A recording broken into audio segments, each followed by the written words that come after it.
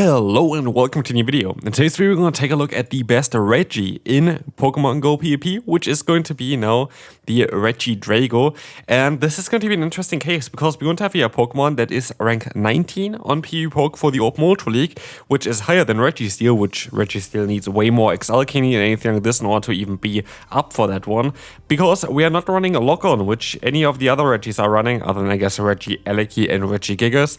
We're running Dragon Breath because this Pokemon doesn't even get Lock-On. I do think with Lock-On it would be even stronger.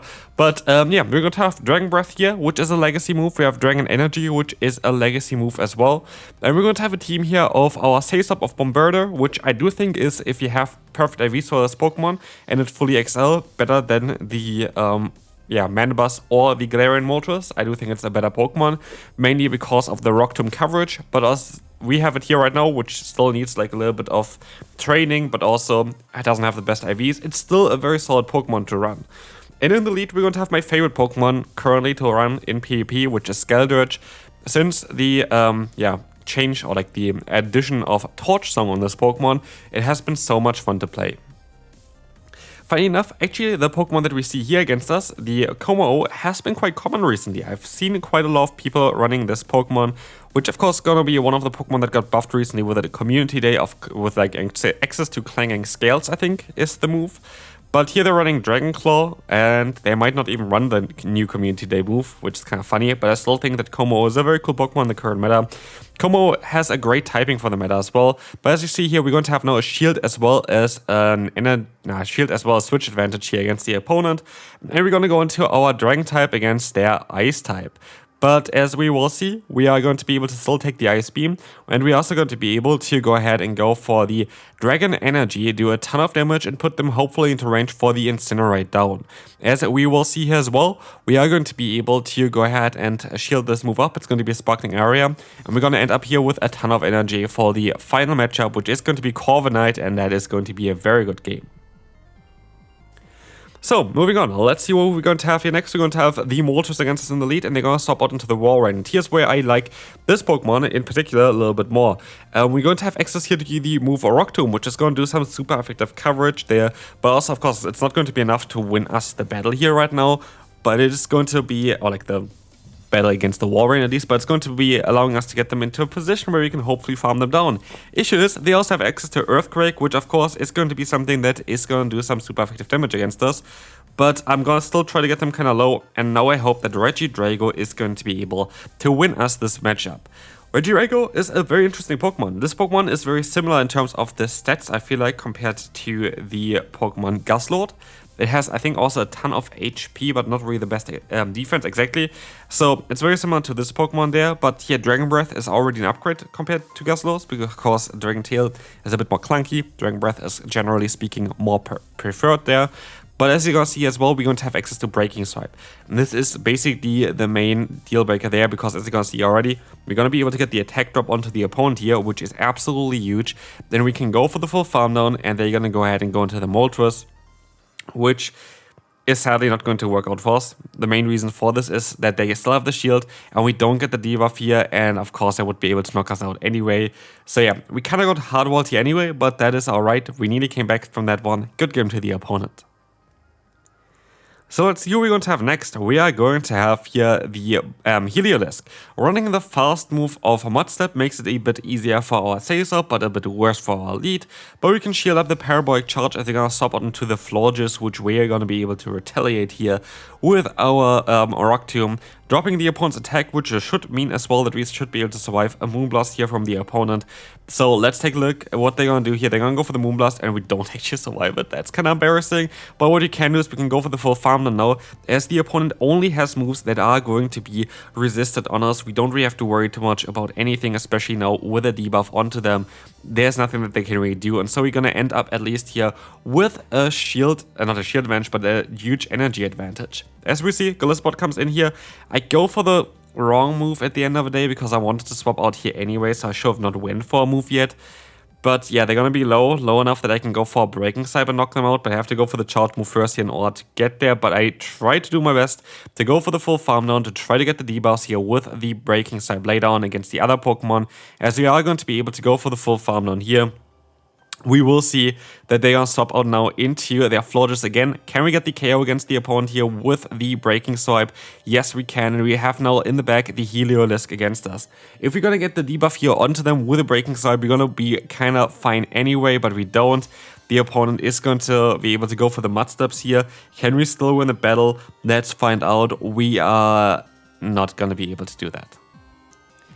I do think, though, if we would have had the correct, like the debuff there onto them, it would have been definitely better for us. The thing is, of course, debuff is 50% chance. So we face a Como now. Again, here we're gonna see why Dragon Breath is a little bit better than a Dragon Tail. We're just going to be able to add up a little bit better there. But they're actually going to run a Brick Break, which I've seen quite often recently from Como. But that's alright for us. We are going to be able to still realign ourselves guaranteed here, which is exactly what we kind of want to do here. And we should still be able to even go for the Dragon Energy, which is a very hard-hitting move here against the opponent's, I think, Fortress it was. Yeah, exactly, and we're gonna be able to now go into our Fire type, align ourselves correctly, and the Moltres goes up against the Bombarder. Again, here we're going to have access to the move Rock Tomb, which is going to allow us to drop the opponent's attack, which is going to allow us here for sure as well that we survive the fast move pressure from the opponent, means they have to go for another charge move in time as well. And now it's down to, oh, this is going to get them very, very low. This looks really, really promising to us here, because we're going to be able to go for the Farmer now with our Incinerate, and this looks really good for us. We should be able to just go for the Incinerate here and then just go for more fast moves, and we should be alright. But I'm worried about the Earthquake. Earthquake should be most likely enough to knock us out here. Let's see if they're gonna go for it. Rock Tomb will never knock us out from this range. It's the Rock Tomb, and so yeah, we're gonna be able to win this one. I'm fairly certain. Earthquake does a little bit more damage and would have been a bit more scarier here. So we can move on to the next opponent, where we will encounter Guzzlord. Of course, Horrible Lead, we have to swap out straight away into our Say Swap, which is going to be the Bombarder. But again, we are going to have access to a Fly as well as a Rock Tomb. Kind of funny, by the way, about this Pokemon. This has, I think, an ability that allows it to use Rock type attacks with Stab. So it's kind of cool that this Pokemon learns Rock Tomb. That Rock Tomb is not that great as well. Kind of a cool thing there, at least. We're going to see here Tentacruel. Tentacruel is a bit of an awkward Pokemon for us to deal with. It's not like that we're going to be struggling crazy against this Pokemon. It's just a bit awkward. And we're going to go actually into our Skeledirge, because we know already they have a Pokemon here that I really don't want to face with my Skeledirge. And I think I might be able to get to another charge move against them here as well. Let's see if we can survive the fast moves enough. I don't think we can survive the fast moves, and so we have to swap out of here. It is going to be a charge move coming through. Do I decide to use a shield here? They're debuffed, so I still shield. It's gonna be a Scald, which is unfortunate, and I should have never shielded this one. They're going to have now the Jellicent in the back. We go straight for the Dragon Energy. This is doing a ton of damage, but they actually decided to use a shield here, which I was a bit surprised about, but we can use a shield as well. It's gonna be the Shadow Ball that we're gonna be able to shield up here, which is great. And in comes another Dragon Energy. Is this going to be enough now to knock them out? Let's see. It is not. We have to try to catch a move here, and we cannot, and this is going to be it for this battle, as this is not going to be enough to knock us out, but we're not going to be able to deal with the rest of the team, which is the main issue. If we had a bit of energy advantage there still, we would have been fine. Unfortunate again. Yeah, the Scald was not really needed to be shielded there, I think.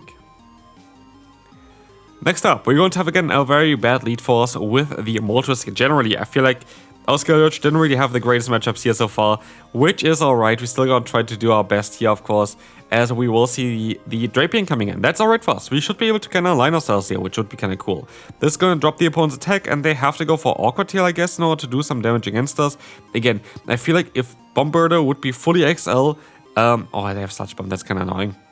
If Bombarder would be fully XL, it would be just such a stronger Pokemon there as well. Of course, with like lower attack than what I have here, but I want to give it a try. Of course, I had like mine already built before to like, I think level 40 or something when it first came out there, because I want to try it out for the Ultra League. But yeah, nowadays, I do think that Bombarder is actually a really good Pokemon, especially thanks to the charge move of Rock Tomb. As we will see here, we're going to get the attack drop onto the opponent's Moltres, which can help us out quite as well here. Let's see if we're going to get another one. We do get another one. That means we should be able to survive a hit, but they swap out now into the Lapras. And I'm going to go for another one. Please get another drop here. 3 back-to-back, please. We don't. Of course, that's alright. Like, it's a 50% chance. I was more imagining that we don't get it here than Regidrago would have got there. But also at the end of the day, I don't even know if it would really make a difference, because I do think that they're still going 2-shot us yet, so I don't think that this made any difference in anything, to be fair. Yeah, we just would get knocked out here anyway, so yeah, didn't really matter. Like, literally didn't really matter. Unless, of course, now the fast move pressure would matter. But again, we're going to have, you know, the like our own Bombarder, which is going to be able to double resist the fast move, which is alright. And now it's just down to our, Regidrago. Does it matter? It actually maybe does matter. I don't know. I don't know if I would have got to the Dragon type move there before as well. I can still survive it. I can go for another charge move. This is going to be so close. This should knock out the Moltres. It does. Can we farm them down? We can actually still win the battle. That is so ridiculous. Alright, next opponent, Great Lead Force. So Skeldurge actually was able to win a lead there, but we don't really have the best answers for. I guess we have okay answers against Guzzlord. I should shield the first move. I do shield the first move. The thing is, I of course gonna get the drops onto them now. We single resist the fast move from the opponent, and we should be able to take 2 hits, especially with a debuff that's coming in now. Exactly, Excel is not doing enough damage. Excel, by the way, is also not the ideal move on this Pokemon. At least not against us here. You should rather go for your 1-type move. Aqua Jet does make more sense here. We are flying type, so yeah, both of them are neutral. One does 5 more damage. Why would you not go for the one that does 5 more damage? Anyway, we will see here the attack dropping from the opponent's Sunsurge, and they go for the charge move quite early, which is alright, because we're gonna be able to go back into our fire type and then swap onto their Jellicent. Then this is the matchup we kind of have to win here. Let's see, we have the Breaking Slap coming through. Do we get the debuff here early on? This is what I want to see. Please give me the debuff. I do get the debuff here. Debuff monster Regidrago. Again, of course, it's very unfortunate that we don't have coverage on this Pokemon, which is kind of funny, because if you think about it, like the other Regis, they all have great coverage. Just Regidrago and Regieleki don't have any coverage at all, other than Hyper Beam. Thanks for that. It's kind of mad. I feel like it would be really cool if Regidrago would get, like, I don't know, Dark type coverage or anything like this. Just anything, to be fair.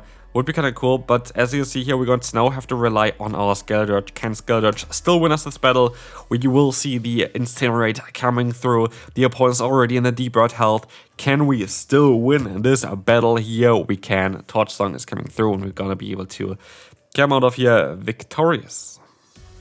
Yes, we can move on to the next opponent, where we encounter a Moltres against an elite again, which again is a pretty bad lead. I do think we lost, I think, like 80% of the leads with this team, which is alright. Again, it's part of the game. That just showcases you right now, basically, that Skeldurge might not be the best lead that you can run in the current meta.